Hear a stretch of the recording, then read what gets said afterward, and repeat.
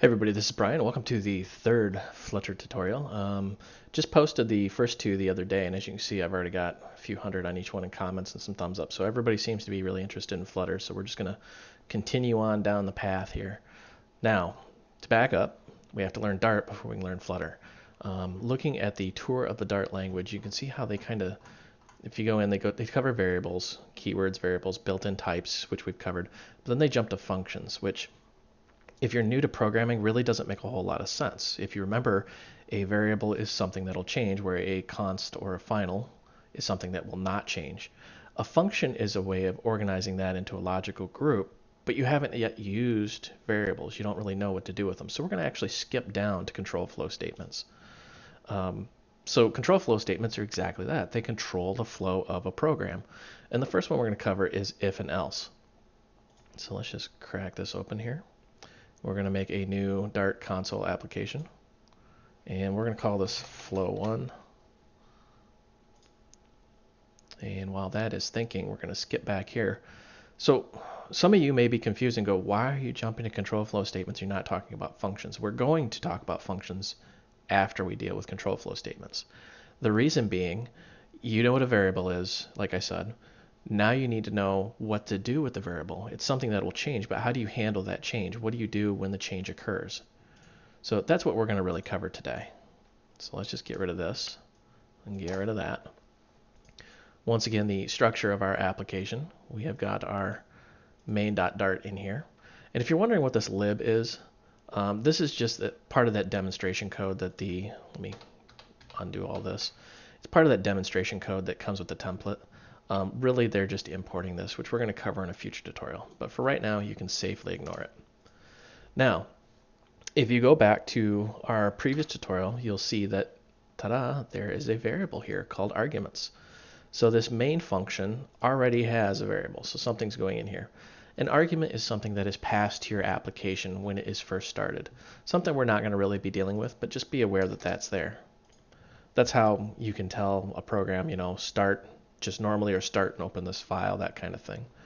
So if and else, whoopsie, cannot type. So let's make a variable here. Let's say bool is on equal false. So we have a variable, and we're going to say, let me actually just jump down a little bit so it's easier to read. If, and then you have these parentheses, is on equal. Notice there's two of those.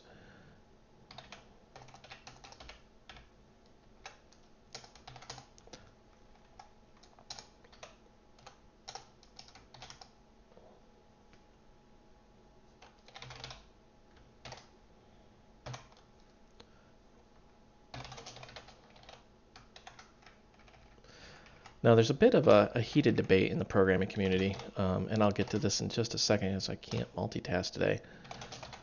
It has to do with the brackets here. This is what's called a C style language. C is probably the grandfather of all languages. Well, not all languages, but all C style languages.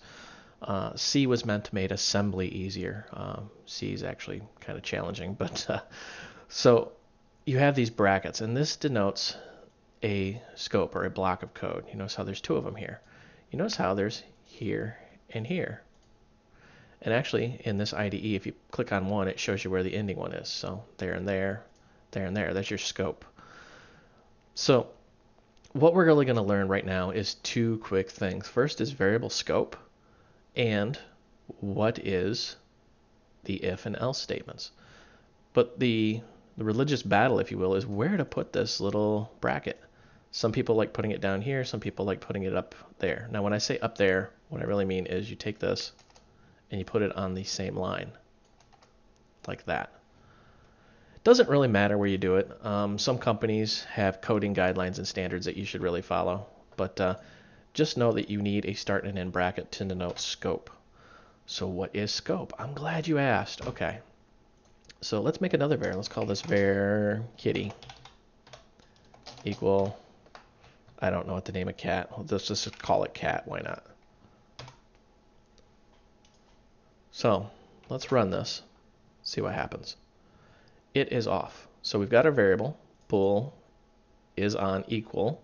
Notice there's only one, false.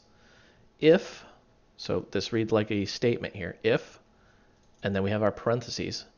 This goes back into arithmetic where you have to multiply and add things. So you'd say 3 plus 2 plus 6 equals, whatever, right? What's ever done in the parentheses is going to be calculated first. That's why it's in parentheses to begin with. So we know that this is going to be evaluated. Now, this is an evaluator. Actually, this is a, drum roll please, operator. And it is an equality operator. And you can read a lot more here. So you see how there's two of them. Now, why wouldn't you put one? Some of you old programmers know what I'm talking about.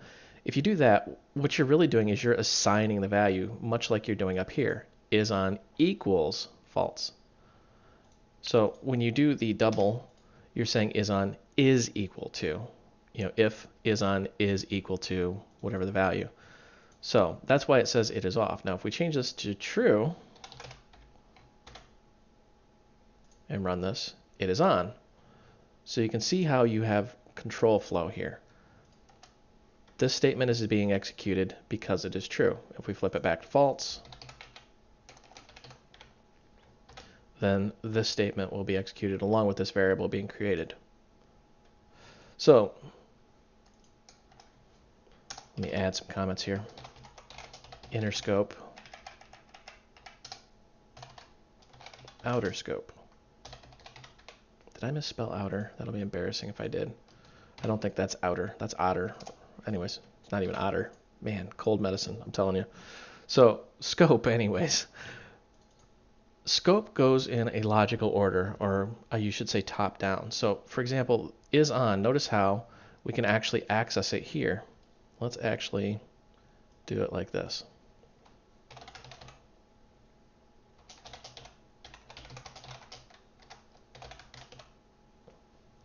And let's actually just copy this here. Run this. So is on equals false. So we can access this variable in this scope or in this block of code. What happens if we try to access Kitty? Notice how IntelliSense isn't helping us out, and it's saying object, meaning it doesn't know what the hell we're trying to do here. And it's complaining, and it's saying, hey, unidentified name Kitty, but we have it here. That's called scope. And true enough, if we try to run this, it's just going to say blah, no top level getter for Kitty. What's a getter? We'll cover that in a future tutorial. However, just be aware, Kitty is out of scope. So where is Kitty? Right here. Where's the scope? Right here. We can access Kitty just fine as long as we're in that scope. Once again, is on, this variable, probably horrible variable name, is in the outer scope. So it's available to anything in a subscope. Subscope being a scope declared within this larger scope. That gets confusing. So let's go over that one more time. We have our outer scope here. In that outer scope, we have subscopes. Kitty is defined within a subscope, so it is not accessible in the outer scope.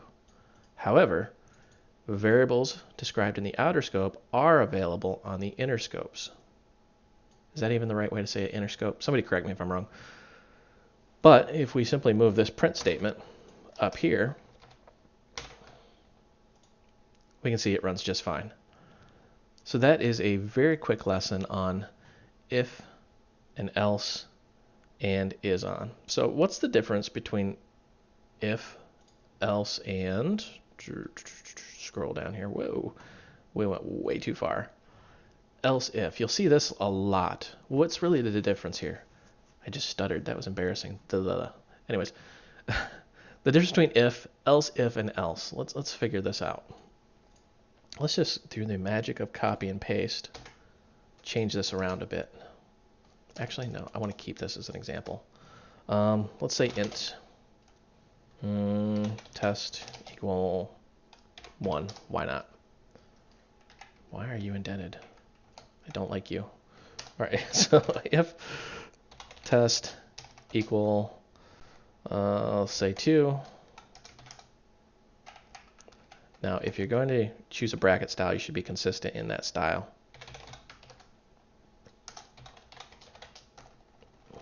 And you should probably put it in the print statement, Brian.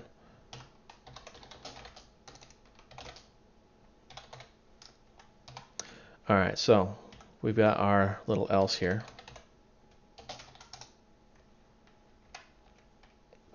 And we can even break that down further like this. I'm kind of like an indentation snob, if you will. I like it a particular way. Else, and we're going to just say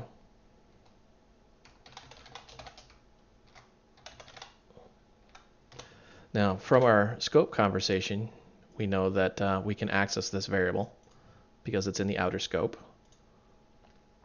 So let's run this.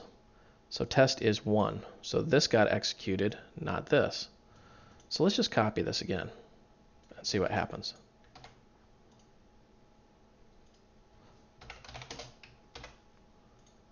Notice how we're getting an error already. Expected a statement. What's going on here? Line 30, position 3. So we're at line 30, position 3, because we're 3 spaces in. Unexpected token else. But if we say else if up here, what happens? It breaks. So let's look at this and see what we're doing wrong here. We have our if. We have our else if. Now, this is what we're missing here. So we have to notice how all the errors suddenly clear up. And let's just, so we know this.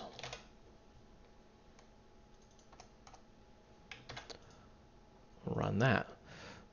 So test is 1. Because test is 1. Confused yet? Don't be. It's just a way of chaining if statements. You have an if statement here, an if statement here, and if neither of these actually apply, then do this. That's really all that does. Now, there is an easier way of doing that, or at least a more elegant way of doing that.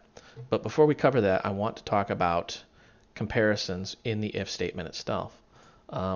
If you read their disclaimer, it says, remember, unlike JavaScript, Dart treats all values other than true as false. See Boleyn's for more information. Sometimes people will say things like test equals 0, and then instead of that, they'll just say test, if test. And you notice how it must be a type of bool. So it's got to go into a true or false sort of statement. It's pretty easy to do that, though.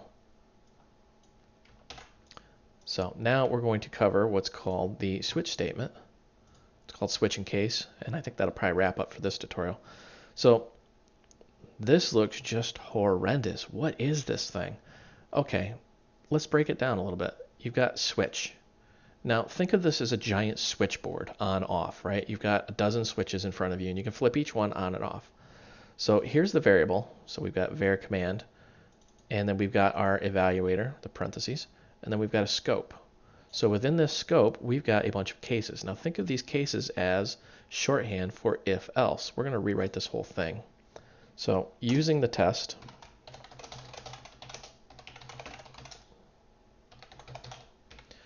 switch, test, and there's our scope. Notice how what we're not doing is testing for equality or inequality. Like we're not saying, not equals or is equals. We're just saying we're going to switch on this test. Now we've got a bunch of switches, and we'll say case 0, break. Case, let's actually back out here, case 1, break. What is going on here? Well, let's find out.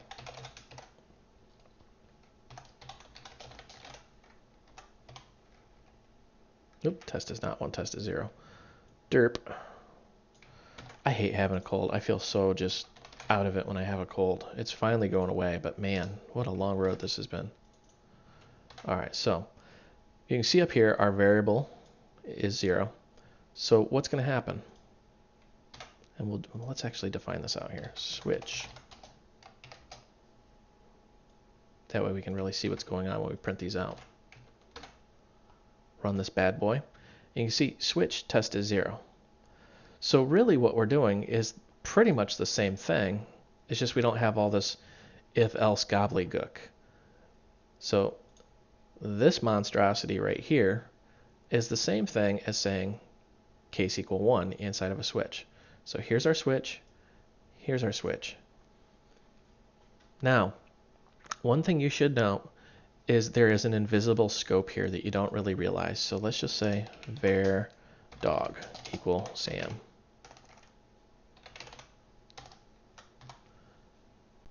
And then we're going to print Sam. Notice how Sam is going to say undefined object, and if we try to run this, of course, it's going to break. Oh, no, it actually didn't break. Interesting. Probably because it didn't execute. Let's do this. Yeah, now it's going to break.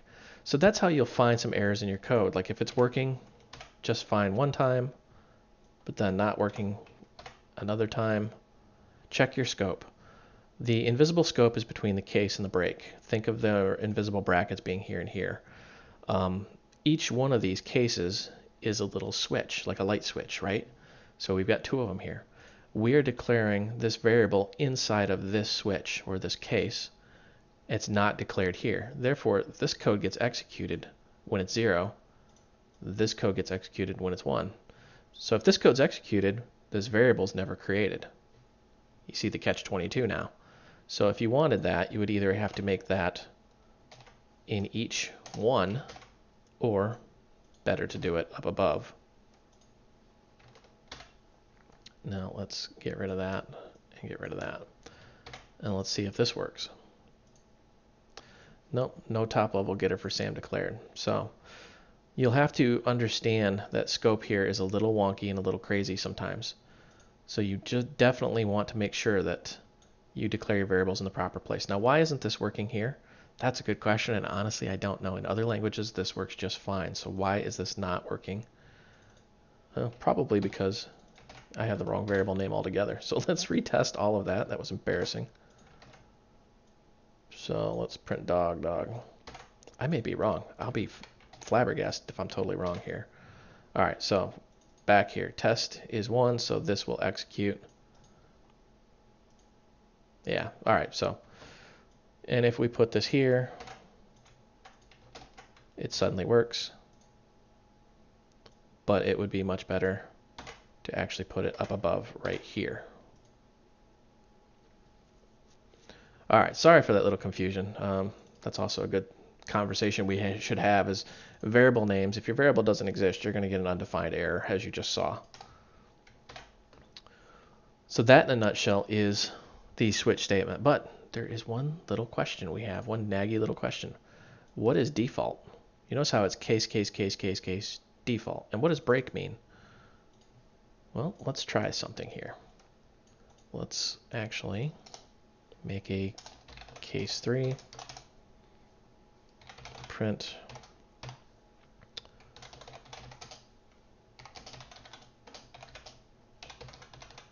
I'm actually trying to hurry because I'm supposed to take my daughter out to lunch and I am starving, which is probably why I'm making a lot of mistakes here. And then we're going to say default.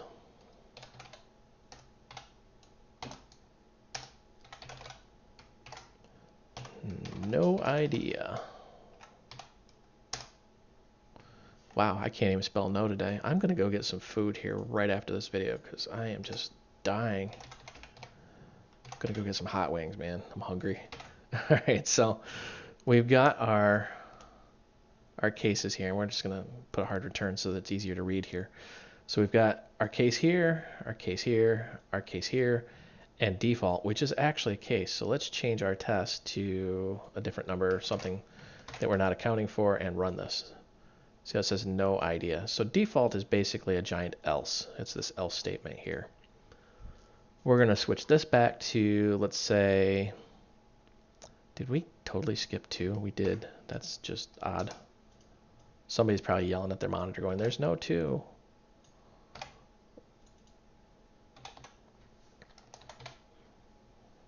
Get rid of dog here. All right, so we've got 2. Let's just get those in there the way they should be. Put that in as a 2.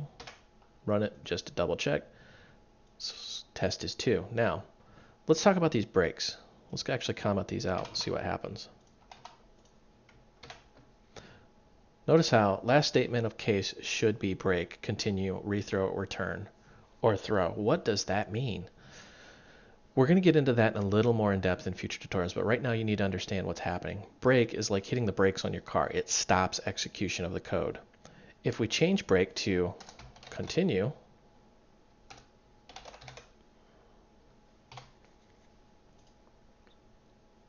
continue statement is which must have a label or as a target. What that's telling us is that we could continue the flow of execution if we wanted to go somewhere else. I actually don't know how this works, but let's say continue 3. Nope, continue case 3. I'm sure there's a way to do this, I just don't know. Continue case is not a word. Yeah, I'll figure that out in a future tutorial, but basically just understand what break is doing is it is actually breaking. So let's get rid of this again and see what it's saying. The last statement of case should be break, continue, rethrow, return, or throw. So let's try return because I know that'll actually work. What is the difference here? See how case 3, the last statement of the case, blah, blah, blah. Let's turn that. There we go. Now it's working. So what's going to happen here?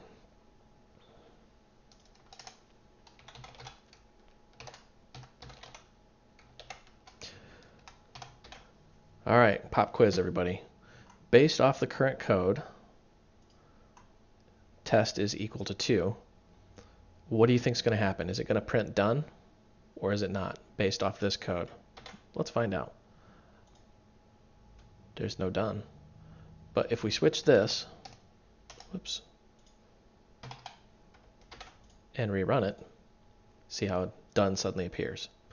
So that's what's going on. Break will stop execution, but not return. Return means it actually exits the entire function. Return is actually returning out of this entire function. Actually, out of this function right here. Switch isn't really a function, but I'm going to call it a function. Shh, don't tell anybody. So it's going to exit out of the switch statement and then hit print. So when in doubt, use break, but just understand that that break is there for a reason. Some languages have what's called fall through. So you could actually say this and then this. So if it's case 1, break, case 2, we want it to do this and this and this. So just understand that is a thing and we need to prepare for it, which is why the break statement is there.